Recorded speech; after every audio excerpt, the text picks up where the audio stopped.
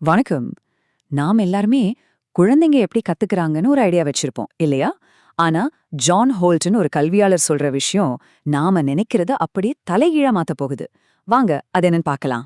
John ஹோல்ட்டோட தத்துவத்துக்கே இதுதான் மையம். என்ன தெரியுமா? குழந்தைங்கள நம்புங்க.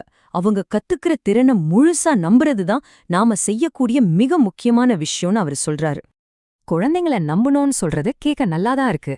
ஆனா அதுக்கு உண்மையிலே என்ன அர்த்தம்? அவங்க பண்ற எல்லாத்தையும் அப்படியே விட்டுறணுமா? இல்ல நாம ஏதாவது வழிகாட்டணுமா? இந்த கேள்விக்குள்ளதான் இந்த முழு விஷயத்தோட சாராம்சமே அடங்கியிருக்கு. சரி, ஹோல்ட்டோட தத்துவத்தோட அடித்தளத்தை முதல்ல பார்க்கலாம். குழந்தைகளை நம்புதல். ஹோல்ட் இங்க ஒரு ரொம்ப இன்ட்ரெஸ்டிங்கான விஷயத்த சொல்றாரு. குழந்தைங்களை நம்புறதுக்கு முன்னாடி நாம முதல்ல நம்மளையே நம்பணும். யோசிச்சு பாருங்க, நம்மள எத்தனை பேரு சின்ன வயசுல உன்னையெல்லாம் நம்பவே முடியாதுங்கிற வார்த்தையை கேட்டிருப்போம். அதே அவ நம்பிக்கையை தான் நாமளும் நமக்கே தெரியாம நம்ம குழந்தைங்க கிட்ட கடத்துறோம். இந்த சுழற்சியை உடைக்கிறது தான் முதல் படி. அடுத்து ஹோல் கண்டுபிடிச்ச ஒரு பெரிய முரண்பாடு. அதாவது ஒரு குழந்தை இயல்பா கத்துக்கிற முறைக்கும் நம்ம ஸ்கூல் சிஸ்டத்துக்கும் இருக்கிற வித்தியாசம். ஹோல்ட் என்ன சொல்றாருன்னா, குழந்தைங்க பிறக்கும்போதே ரொம்ப பவர்ஃபுல்லான சிந்தனையாளர்கள்.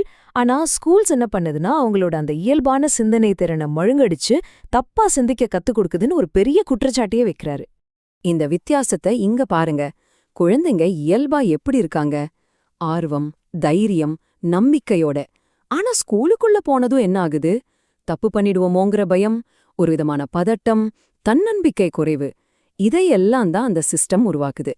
சரி, குழந்தைங்க இயல்பா எப்படி கத்துக்கறாங்கிறதுக்கு ஒரு சூப்பரான உதாரணம் இருக்கு. அதுதான் ஒரு குழந்தை பேச கத்துக்கிற அந்த மேஜிக். இத கொஞ்சம் யோசிச்சு பாருங்களேன். நாம யாராவது ஒரு குழந்தைக்கு கிராமரோட ஃபார்மலா பேச கத்துக் கொடுத்தோமா? இல்லையே. ஆனா அவங்க எவ்வளவு அழகா ஒரு மொழிய கத்துக்கறாங்க. அப்போ நாம கத்துக் கொடுக்கறோம்னு நினைக்கிற விஷயத்துல ஏதோ தப்பு இருக்கு இல்லையா? குழந்தைங்க மொழிய ஒரு சப்ஜெக்டா பாக்குறதே இல்ல. அவங்க என்ன பண்றாங்க? தன்னை சுத்தி என்ன நடக்குதுன்னு கவனிக்கிறாங்க, காதல விழுற எல்லாத்தையும் கேக்குறாங்க, தப்பா பேசிடுவோமோன்னு பயப்படாம தைரியமா பேசி பாக்குறாங்க. இது ஒரு நேச்சுரல் ப்ராசஸ். ஹோல்ட் அவரோட புக்ல ஒரு சூப்பரான உதாரணம் சொல்றாரு. ஒரு குழந்தை மை மாம் டீச்ட் மீ அப்படின்னு சொல்லுது. அதாவது டாட்க்கு பதிலா டீச்டுன்னு. இத கேட்டதும் நமக்கு உடனே என்ன தோணும்? அடடா தப்பா சொல்லுதே, சரி பண்ணணும்னு தோணும், கரெக்டா? ஆனா அங்க உண்மையில என்ன நடக்குதுன்னு பாருங்க. இங்கேதான் அந்த ட்விஸ்டே இருக்கு. அந்த குழந்தை தப்பு பண்ணல. அதுவா ஒரு கிராமர் உள்ள கண்டுபிடிச்சிருக்கு.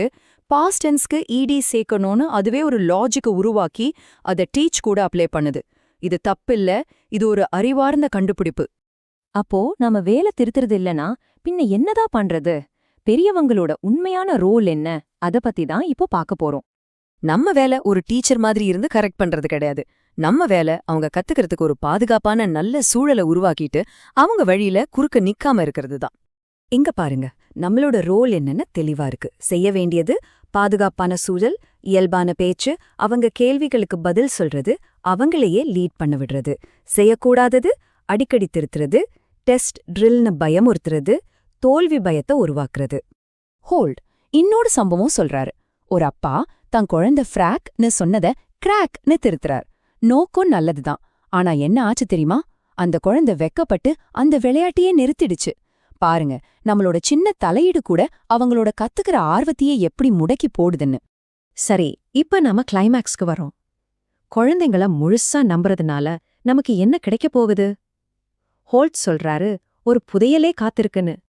அந்த பயம், அவநம்பிக்கைங்கிற அந்த சுழற்சிய உடைச்சிட்டு நம்ம உண்மையிலேயே குழந்தைகளை நம்ப ஆரம்பிச்சா நமக்காக ஒரு அபூர்வமான புதையல் காத்திருக்கு. அந்த புதையல் வேற ஒன்னும் இல்ல. ஒரு குழந்தை எந்த பயமோ எந்த அழுத்தமோ இல்லாம தன்னோட முழு அறிவோட ஆர்வத்தோட இந்த உலகத்தை அதுவா புரிஞ்சுக்கிறத நம்ம பக்கத்துல இருந்து பாக்குறது தான். அதைவிட ஒரு பெரிய புதையல் இருக்க முடியுமா? இந்த உரையாடல ஒரு கேள்வியோட முடிக்கலாம்னு நினைக்கிறேன். இன்னைக்கு ஒரே ஒரு விஷயம், நம்ம வாழ்க்கையில இருக்கிற ஒரு குழந்தைய நம்ம உண்மையா நம்புறோம்னு காட்டுறதுக்கு என்ன செய்யலாம்? அது அவங்க வரைஞ்ச ஒரு டிராயிங்க மனசார பாராட்டுறதா இருக்கலாம், இல்ல அவங்க ஒரு பிரச்சனைய அவங்களே சமாளிக்க நம்ம வழிவிடுறதா இருக்கலாம். இந்த ஒரு சின்ன விஷயம் ஒரு பெரிய மாற்றத்துக்கான தொடக்கமா இருக்கட்டுமே.